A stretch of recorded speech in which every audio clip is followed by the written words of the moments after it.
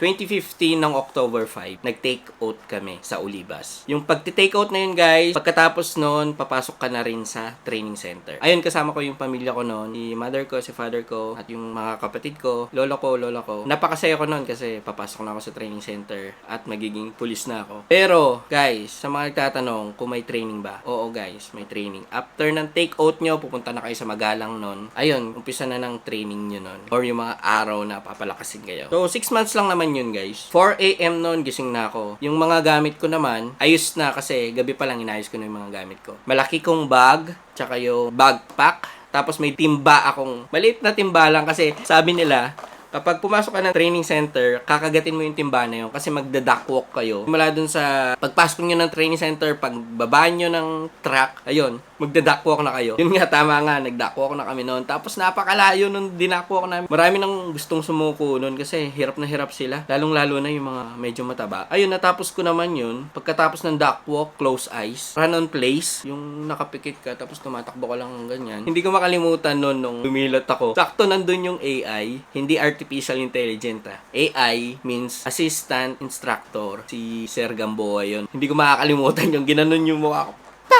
Sabi ng close eyes eh. Siyempre, takot na takot ka nun kasi hindi mo pa alam yung mangyayari sa'yo sa loob. Dumating kami noon mga 2 p.m. Yung iba kumain na, may time kasi doon na pagkain. Unang batch, kumain na sila kasi kami pang second batch kami. Hindi ko makakalimutan yung ulam noon. At yun yung last na ulam na kinain ko na masarap sa training center. Kalderetang baka. Nakain ko ata nun yung patatas. Pero yung baka hindi ko naubos kasi nahirapan akong nguyain yun. Tinago ko na lang yung baka. Hindi ko nalunok.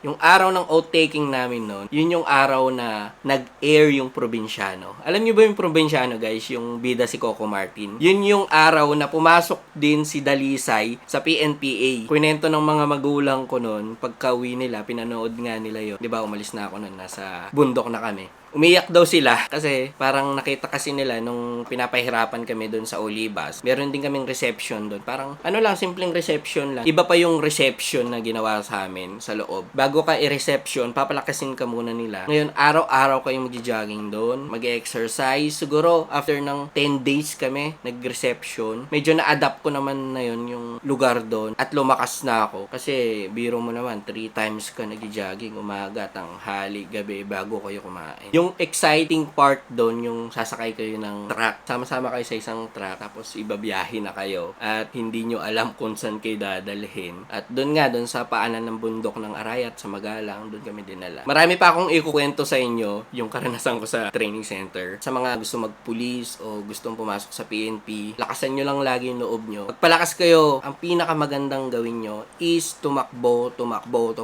Kasi kapag malakas yung paa nyo, hindi kayo mahuhuli sa training center at hindi kayo mahihirapan talaga. Kasi yung push-up, sit-up, kayang-kaya nyo naman yun eh. Madali lang naman yun na i-adapt ng katawan nyo. Pero yung pagtakbo, kasi yung paa nyo talaga yung puhunan nyo sa training center. Sa mga nagtatanong kung may training ba kaming mga IT or graduate ng IT or ibang course na hindi criminology, oo, may training na 6 months.